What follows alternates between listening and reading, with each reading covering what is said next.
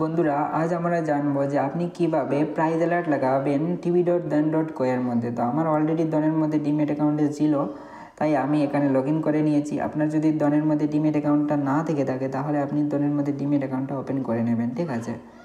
তারপর আপনাকে কি করতে হবে, এখানে অনেকগুলো অপশন দেখা যাচ্ছে, ঠিক আছে। তো লগ ইন করার পর আপনি এখানে অ্যালার্টের অপশনটাতে ক্লিক করে দেবেন, ঠিক আছে।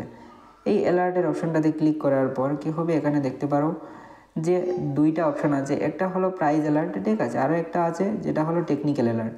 এবং টেকনিক্যাল অ্যালার্টের উপর আমি একটা ডেডিকেটেড ভিডিও তৈরি করে রেখেছি, তো আপনি প্লেলিস্টে গিয়ে সেটা দেখতে পারেন। ধরনের একটা প্লেলিস্টই আছে, ঠিক আছে। তারপর হলো এখানে আমি সিলেক্ট করে নিয়েছি প্রাইজ।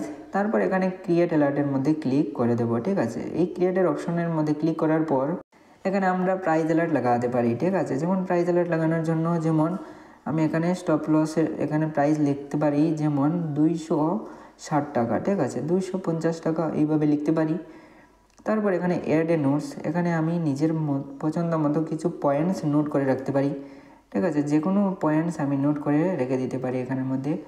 যে সকল নোটস রাখলে পরবর্তী সময় আমি যতটা প্রাইজ অ্যালার্ট লাগাবো তাদের মধ্যে থেকে যে কোনো স্টকসই আমি বের করতে পারবো খুবই সহজে। যেটা ডিলিট করার থাকবে সেটা ডিলিট করে দেবো, যেটা রাখার থাকবে সেটা রেখে দেবো, ঠিক আছে, এইভাবে করে নিতে পারি। তারপর এখানে ক্রিয়েটের মধ্যে ক্লিক করে সেটাকে আমি সিলেক্ট করে দেবো। তারপর এখানে অটোমেটিক্যালি এইটা চলে আসবে, ঠিক আছে। যেমন এটা সেট হয়ে গেছে।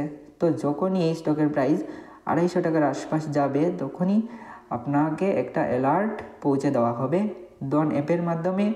ডন ওয়েবের মধ্যেও সব জায়গায় আপনাকে এই অ্যালার্টটা দেখতে পাওয়া যাবে, ঠিক আছে। তারপর এখানে আপনি যদি চান মডিফাই করতে চান তাহলে এখান থেকে মডিফাই করতে পারেন।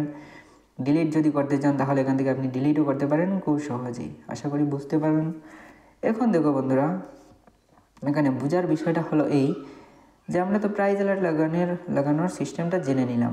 এখন যদি আমরা চাই যে ব্রেকেট অর্ডার কীভাবে ব্যবহার করবে, তো সেটার জন্য আমাদের ট্রেডিংয়ের জন্য কী করতে হবে, এখানে বায়ার অপশনে ক্লিক করতে হবে, ঠিক আছে।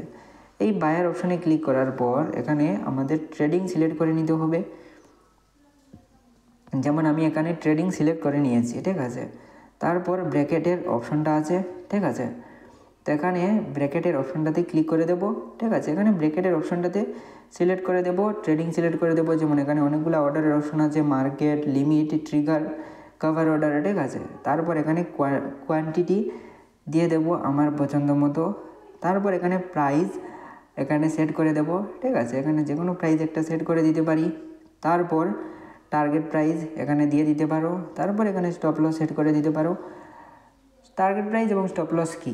টার্গেট প্রাইস হলো এই যে প্রাইসে আপনি কিনলেন তার থেকে 10 টাকা 15 টাকা যদি উপরে চলে যায় তাহলে সেটা সেল হয়ে যাবে, ঠিক আছে। এবং 10 টাকা 15 টাকা যদি নিচে চলে আসে তাহলে সেটা অটোমেটিক্যালি সেল হয়ে যাবে।